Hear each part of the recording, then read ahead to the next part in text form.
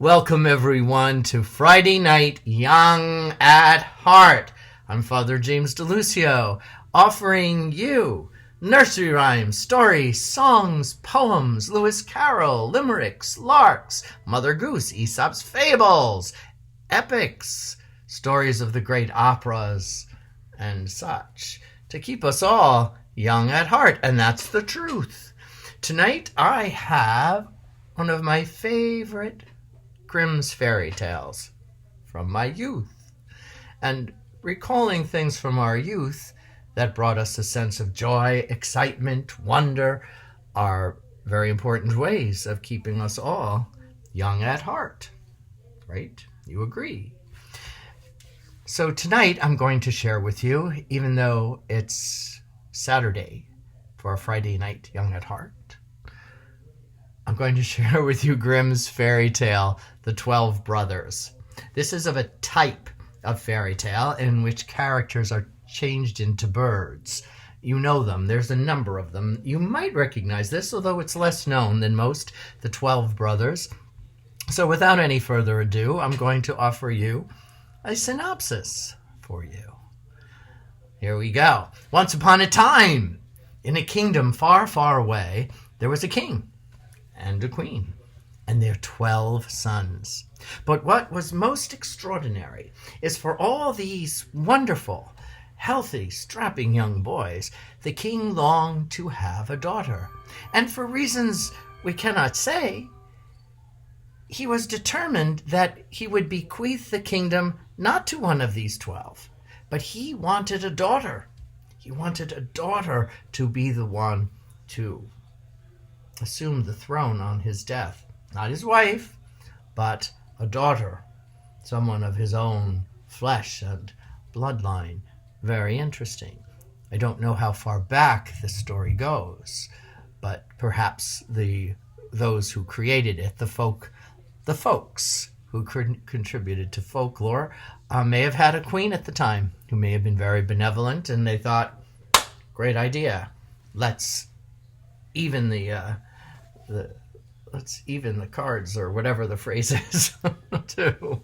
So at any rate, to get back to it, he wanted a girl, and just lo and behold, his wife becomes pregnant again with her 13th child, and he said, aha, well, if this turns out to be a girl, if I'm blessed with a girl, I want her to inherit the kingdom, but therefore I must get rid of these 12 boys. I shall put them all to death. Mother Queen didn't think so highly of this idea, so she told her boys to run into the forest and hide, which indeed they do. And when finally she was going to give birth, she would hang a flag, a white flag, if it was a boy, which would mean it was safe. The father would have to pick an heir amongst them. Or if it was a girl, a red flag, meaning stop, go, don't come back. So it turns out she does give birth to a girl, so the red flag goes up, and the young men are forced to live on their own wilds in the wild. And so they do. They become expert huntsmen, and they build themselves a hut, and they hunt, and they eat the game they catch, and the nuts and the berries that they are found in the forest, deep in the forest, of course.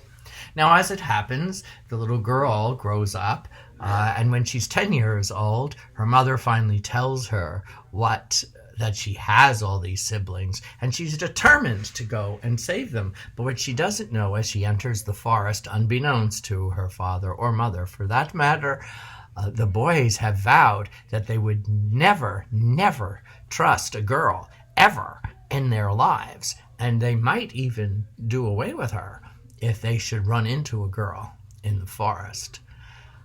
Talk about holding a grudge. Well, so she does come upon the youngest son who is out hunting. First, his name is... Now, what is often the case with the youngest of a large gaggle of guys? Benjamin! Of course his name is Benjamin. From the biblical story of Joseph and his brothers, wasn't the youngest Benjamin? Perhaps there's some influence there? Maybe not. Nevertheless, he's Benjamin, and guess what? Like in the biblical story, he's the kind-hearted one. very, very sensitive. So he befriends the girl, who doesn't tell him that she's from the palace, but she does tell him that she's in need of food and shelter, and he compassionately invites her to the hut, but he makes her wait. He explains to the brothers that it's time they got over this animosity. Here is another human being. Forget that she's a girl. She's a person. Let her in, let her in.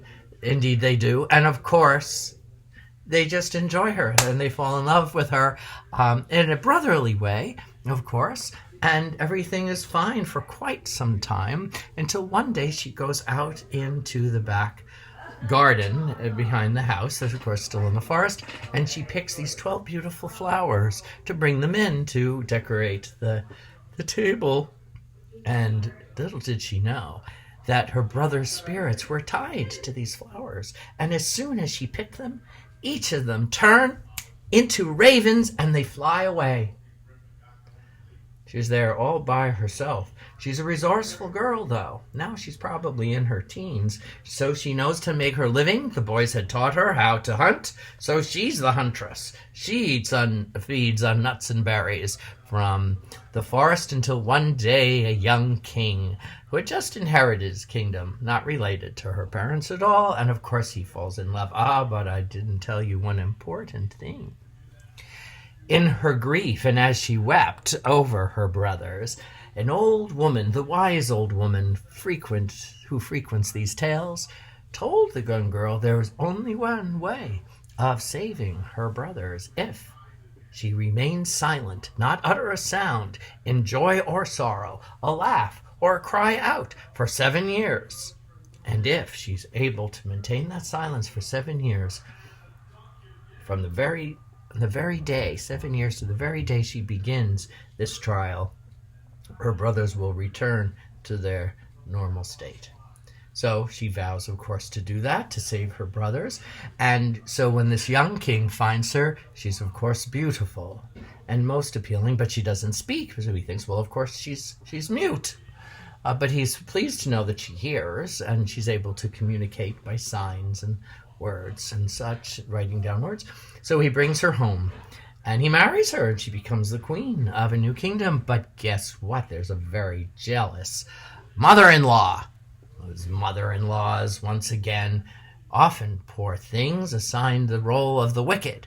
Well, she can't stand the girl because the girl doesn't speak. And what kind of a wife is this? So she convinces her son, after quite a considerable length of time, that he has to put his wife to death. She's just not fit. She makes up all these stories about the girl, which of course are not true. So it just so happens now that the years have gone by because her son really loves his wife and he doesn't want to put her to death. But after 7 years of the pounding from his mother, he says, all right. And the stories, which of course are ridiculous, but he starts to believe them because the girl doesn't speak to defend herself, and no matter what she writes, it's like, oh, it's witchcraft, etc., etc.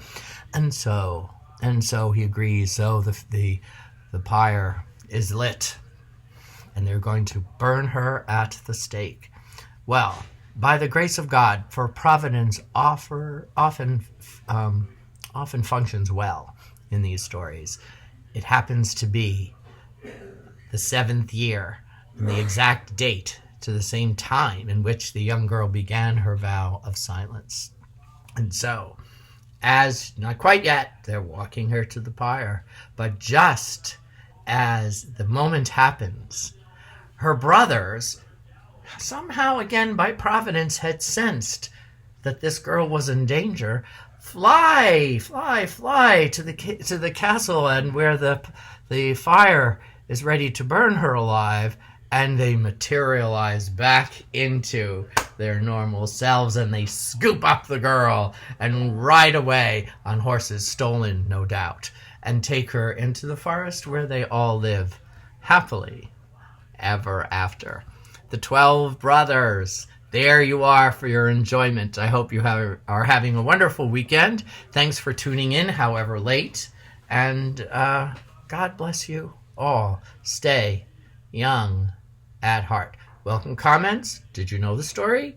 You have another version of your own? There's one like the 12 swans.